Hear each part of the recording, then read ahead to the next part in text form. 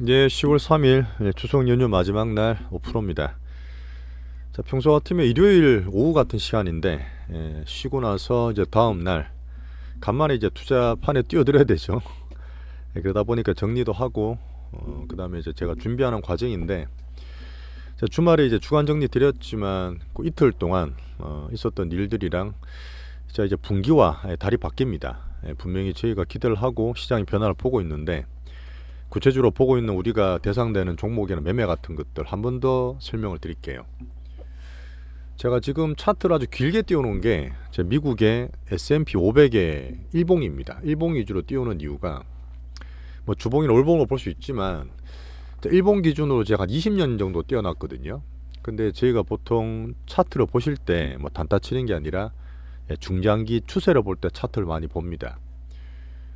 그 중에서 240일선 많이 들어보셨을 거예요. 240일 이동평균선이라는데 제 차트에서는 이제 까만색 이 점선으로 잘 안 보이실 것 같은데 까만색 점선으로 만들어 놨어요. 자, 쉽게 말씀드리면 어차피 경기랑 인플레랑 정시는 우상향합니다. 우상향해요. 그 사이에서 이제 우리가 엄청 고민을 하고 희노애락이 다 담겨 있는데 어쨌든 큰 흐름 봤을 때 이 장기 경기 이평선인 224일선, 저는 224일선 보거든요.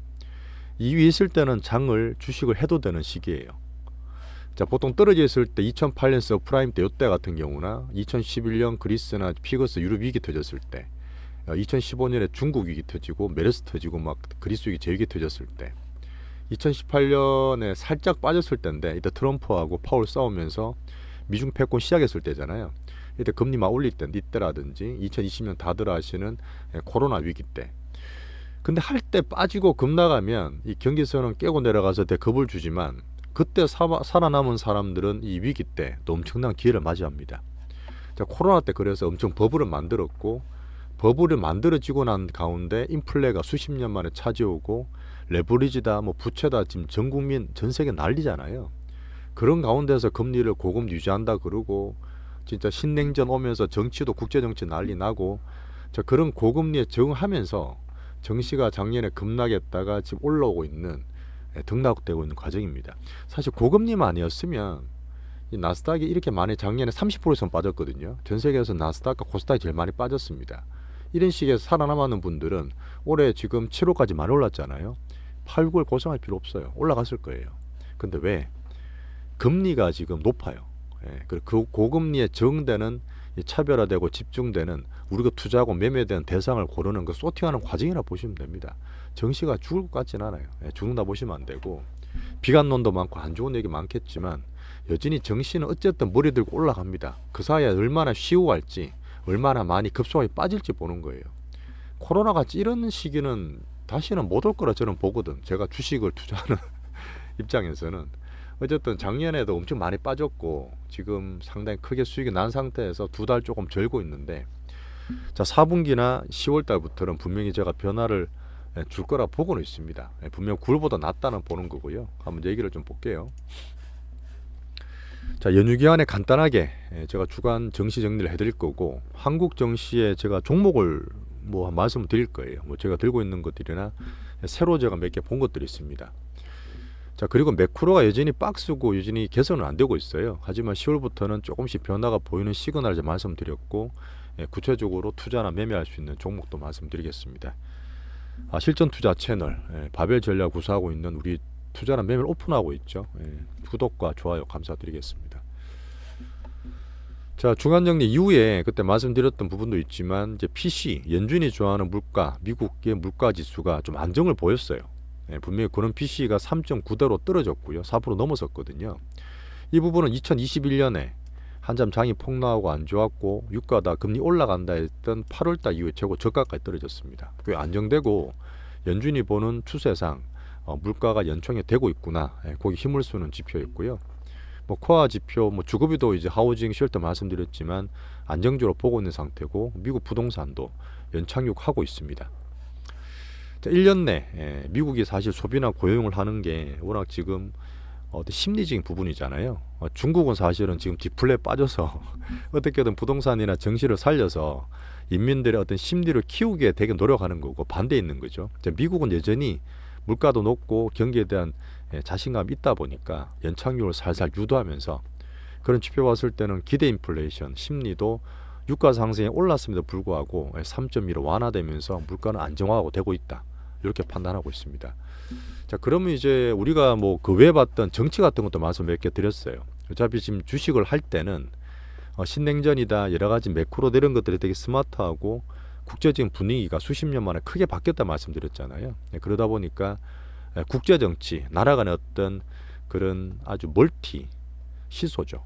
그런 걸 꼭 보셔야 되는 부분이다 보니까 이 정치 부분에서 미국 내에서는 셧다운 리스크가 제가 어젠가 그저께 커뮤니티 올려드렸습니다. 그 다음에 SNS 말씀드리고 있는 부분인데 어쨌든 메카시가 1차적으로 단기 해소를 했어요. 하지만 영구는 아니고요. 11월 17일까지이기 때문에 그때 한번 또 예산안을 여야 합의를 해서 재통과할 필요성이 있습니다. 그때까지 살짝 단기로 해소를 시켜놨다 보시면 되고 결국 이제 말씀드렸던 부분이지만 미국 행정부가 셧다운돼서 뭐 파산되고 한 적은 없어요. 결국은 돈 다시 줄 거 갈 텐데 그 사이에 정치 이슈에 단기적으로 등락을 본다. 그 정도 보시면 되는데 저는 크게 영향을 앞으로 이전보다 적게 줄 거라 보고 있습니다. 자, 그리고 미국과 중국 제가 2018년 말 그때 패권 전쟁을 트럼프가 시작을 하고 정식 박살낸 이후에 2019년 10월 달에 트럼프가 극적으로 시진핑과 악수를 하면서 경기를 살리려고 그랬다 그랬잖아요. 그게 2020년에 대선을 위한 포석이었는데 2020년에 코로나 때문에 트럼프가 망쳤고 재선에 실패했습니다. 하지만 코로나 같은 거는 아주 빅 블랙 스완이 나오지 않는다 보기 때문에 가능성이 낮잖아요. 지금 바이든도 미국과 중국 간의 정상회담을 추진을 11월 때 에이펙 회담을 통해서 하고 있습니다. 이게 사실 되면 좋아요. 어닝 시즌도 되고 FOMC도 물론 11월 초에 있지만 이런 흐름들이 연말에 조정을 미리 받았던 정시나 이쪽에 흐름을 좋게 만들 수 있는 빅 정치 이슈라 보시면 됩니다. 여전히 미국이 바라는 대로 경기는 연착륙하고 있는 과정이라 봐요. 여기서 얼마나 삐걱대고 안 좋은 사람이 겁을 줄지 모르겠지만 우리는 체크를 하고 데이터와 정시나 숫자들로 감안해서 보면서 포트 투자를 하고 있습니다. 자, 미국에서 나왔던 ISM 제조업 주택이 유명하잖아요. 근데 그런 것들이 어제 나왔는데 꽤 괜찮게 나왔어요. 그러다 보니까 이제 금리가 살 안 빠지고 다시 조금 올라가 있는 그런데 일조했다 보시면 되고, 자, 더 중요한 건 뭐죠? 전체 경기는 미국 그 나스닥이나 증시는 어닝입니다. 성장과 어닝이기 때문에 10월부터는 본격적인 어닝 시즌이 시작된다. 10월달 볼 수 있는 키포인트라 보시면 돼요. 하지만 저희가 가장 중요하게 보는 숫자는 매크로인데 뭐 금리나 환율 같은 건데 어제 또 JP 모건의 다이먼 회장이 또 한마디 했어요. 9월 말에서 제가 망언이라 말씀드렸던 7%대 기준금리를 준비해야 된다. 그 내용을 보시면 아시겠지만 레버리지가 너무 과하다는 얘기를 하는 거예요. 사실 그거는 맞습니다. 근본적으로 워낙 고금리가 유지되기 때문에 10수년 동안 지금 우리나라 뿐만 아니에요. 지금 정부가 유럽도 국가적으로 미국도 마찬가지지만 이렇게 돈을 풀고 저금리에 적응돼서 왜 그 사이에는 사실 암만 그래도 인플레가 안 왔습니다. 인플레가 안 왔다 보니까 부채를 너무 쉽게 썼던 거죠. 그런 것들이 지금 우리가 전 세계가 어떻게 보면은 정상적으로 돌리는 과정이라 보시면 돼요. 그게 지금 고금리 내에서 정상적인 과정에 아파가는 그 환자가 이제 점점 정상화되는 과정이라 보시면 되는데 또 이제 금리를 급을 주는 거죠. 하지만 7%대 못 올립니다. 7%대 올리면 연준과 미국이 바라지 않는 경기가 박살나요. 박살날 수 있습니다. 어떻게 7% 올리겠어요? 연창 보면서 사람들의 기대 인플레를 누르기 위한 투심을 잡기 위한 급죽이다. 숫자는 망언이다. 한 번 더 말씀을 드리고 어제 그 얘기 나오다 보니까 어제 사실 괜찮았습니다. 미국도 반등을 상당히 주다가 미국의 어디 10년물 금리가 4.7까지 갔어요.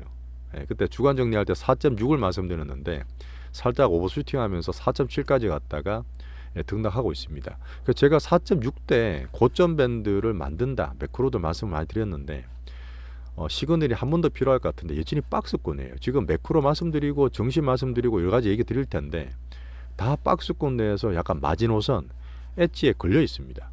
여기서 사실 조금 더 불안하면 한 번 더 떨어질 수 있는 그런 비관론이나 부정론자 있을 수 있는데 제 보는 과정은 미리 빠졌고 박스권 내에서 등락하다가 정상적으로 돌아올 수 있는 박스권의 엣지 정도로 저는 보고 있습니다.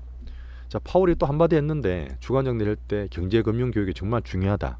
우리도 정말 스마트하지만 더 열심히 봐야 된다는 말씀을 드렸고 한마디 더 거드는 게 이제 물가 안정에 더 집중하겠다. 근데 원론적인 얘기죠. 데이터 디펜던스 하면서 우리처럼 물가 안정을 먼저 잡기 위해서 노력하겠다는 얘기를 했고요. 연준위원들이 이제 입이 터졌기 때문에 막 얘기를 해요. 하지만 비둘기파와 매파에 따라서 여러 가지이기 때문에 그런 중심만 잡아가면 되는 과정이고 추가 인상을 지지한다. 이제 11월 1일 날 말을 하는 겁니다.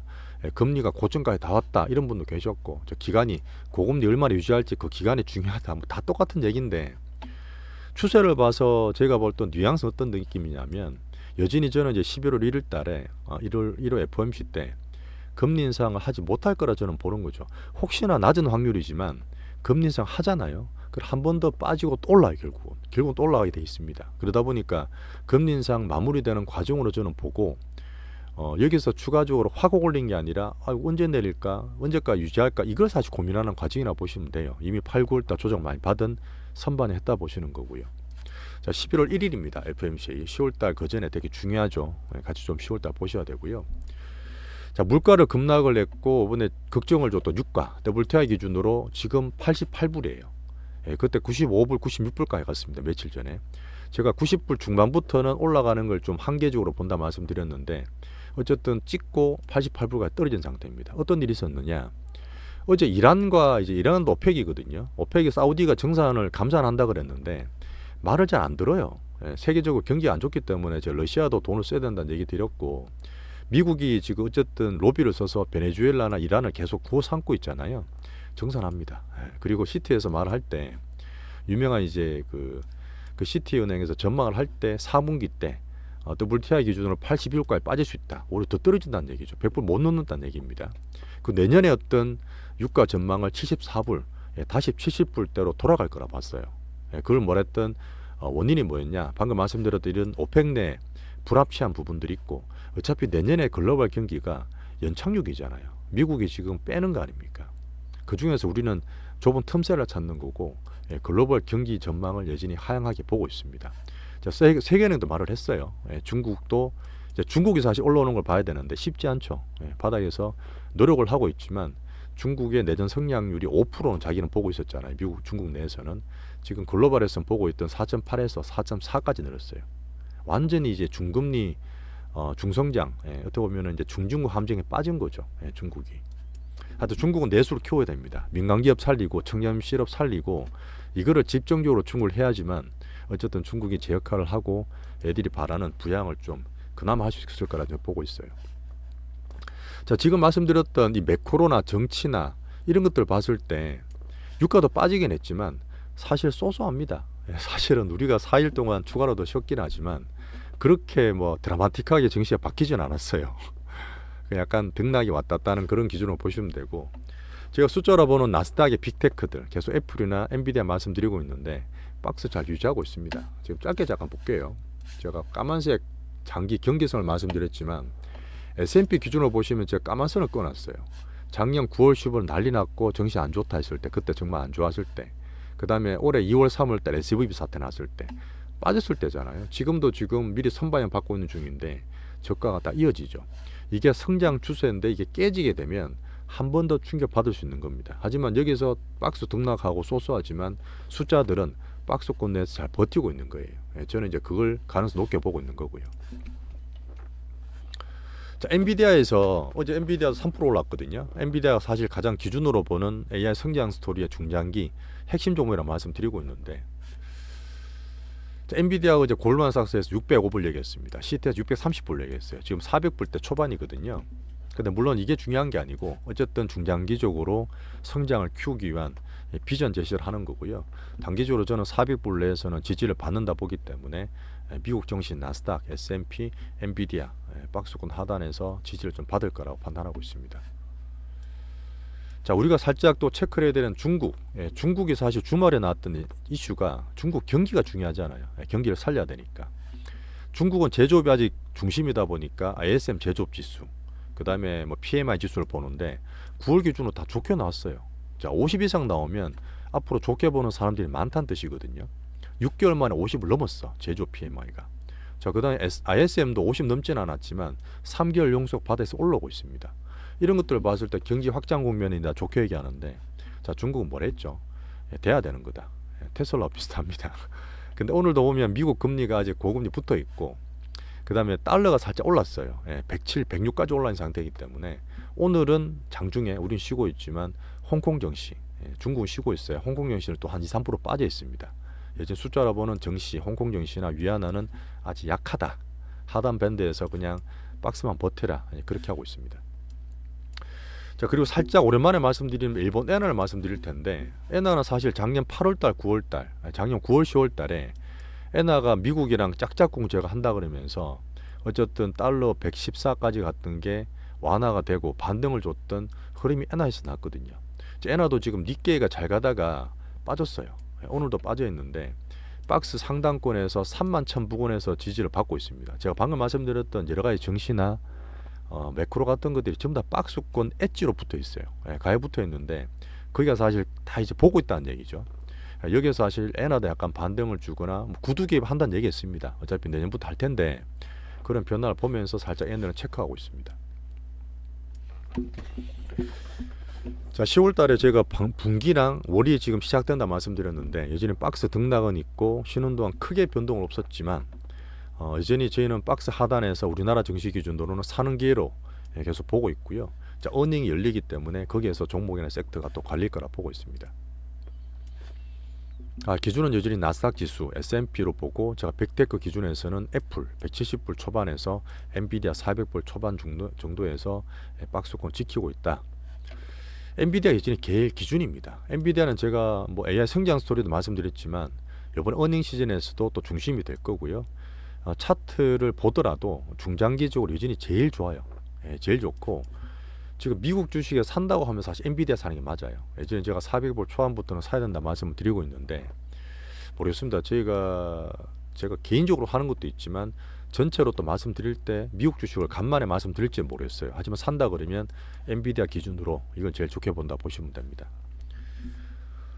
자, 여전히 우리는 반도체를 봐야 되죠. 반도체를 봐야 되는데 마이크론 실적이 나왔다 빠지고 다시 반등을 줬기 때문에 박스 유지하고 있고요. 자, 대만의 TSMC 좀 약세인데 얘도 박스권 하단입니다. 자, 삼성전자, 하이닉스 기준으로 저희가 추세랑 중기 투자라 본다고 말씀드리고 있어요. 자, 달러 인덱스 말씀드렸고 유가는 안정됐지만 매크로는 쏘쏘하다. 자, 11월 1일 날 FOMC가 있다.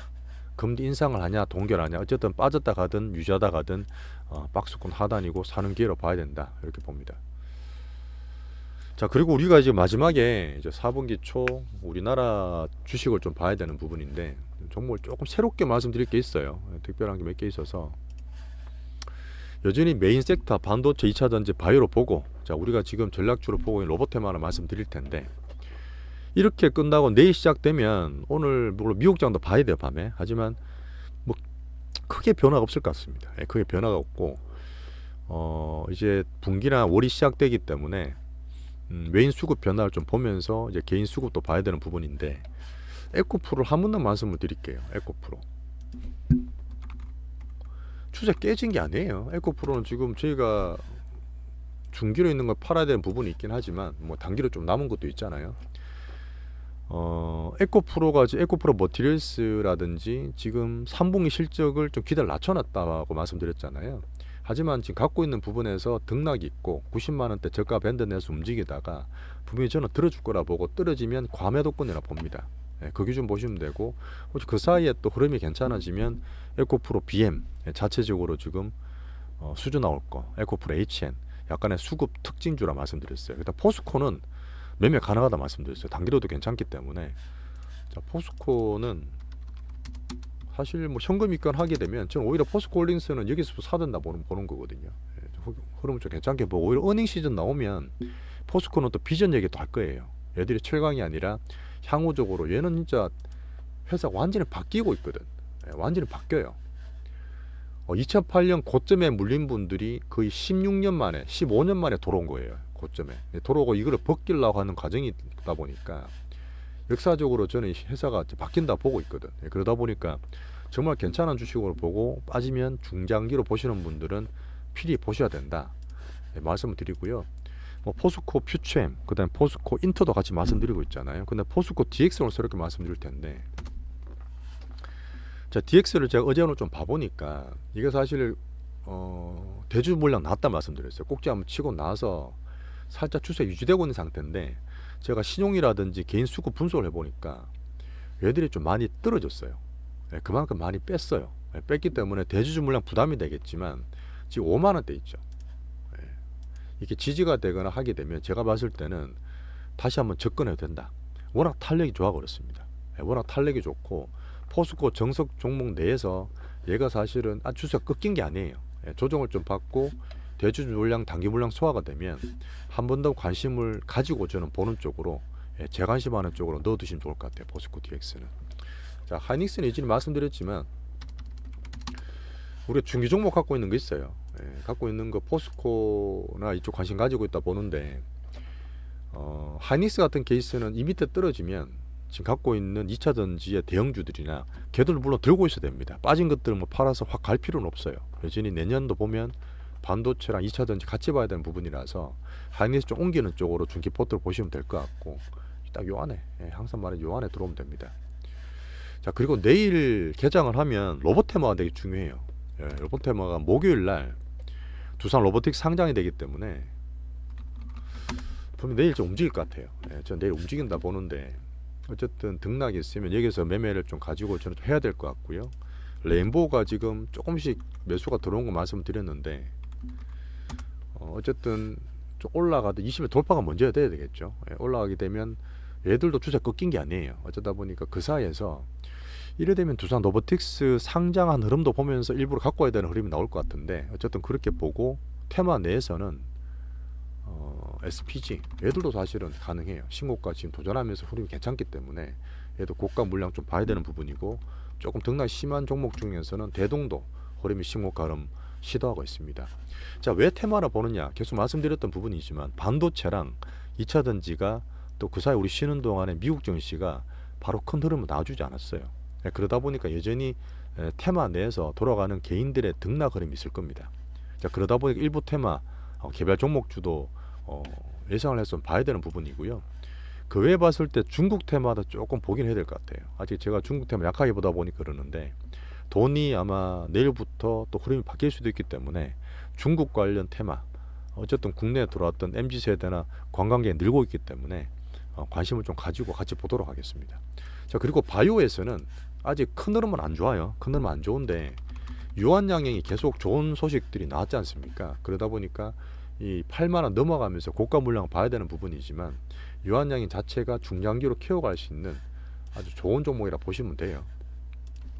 이 종목이랑 그때 말씀드렸던 알테오젠은 어쨌든 지금 6만원대 중반 이하 6만 5천원 밑에서 떨어지면 사서 충분히 단기 매매 할 수 있는 종목이에요. 얘도 중장기 키워갈 수 있는 종목이다 보니까 바이오 내에서는 이 두 종목을 집중적으로 보시면 됩니다. 그래서 메인 섹터 내지는 조금 쉬는 부분이지만 반도체 2차전지는 중기 포트를 제가 비중을 관심을 가져야 된다 보는 거고 포스코 DX 한 번 더 말씀드리는 거고요. 로봇에서는 유진 로봇, 레인보우, SPG, 대동까지 뭐 대동 빼고 요 세 개를 보면서 두산 로보틱스 상장 전으로 비중을 매매하면서 가져가야 될 흐름입니다. 바이오에서는 두 종목 유한양행이랑 알테오젠을 관전으로 보시면 될 것 같아요. 자, 우리나라도 이제 10월달 어닝 시장 시작될 텐데 삼성전자 프리어닝이 곧 나오거든요. 그때부터 어닝이 시작되고 3분기에 영업이익이 2조 원대 나와요. 예상보다 적게 나와서 삼성전자가 물론 빠질 거라 보지는 않는데 지금 디램이나 낸드 가격이 살짝 반등 주고 있어요. 그런 흐름이 실적 나오고 또 저점 매수 들어오면서 수급 바뀔 수 있기 때문에 여전히 삼성전자 기준으로 우리나라 코스피 수출주도 4분기에 대한 기대는 여전히 버리지 않고 긍정적으로 보고 있습니다. 자, 이 정도로 일단 내일 우리 장 오랜만에 시작하기 전에 정리를 좀 마쳤고요. 내일 아침 되면 또 새롭게 간만에 장 보는 거니까 재미있게 또 장을 대응하시면 될 것 같습니다. 자, 쉬시고 내일 아침 뵙겠습니다. 감사합니다.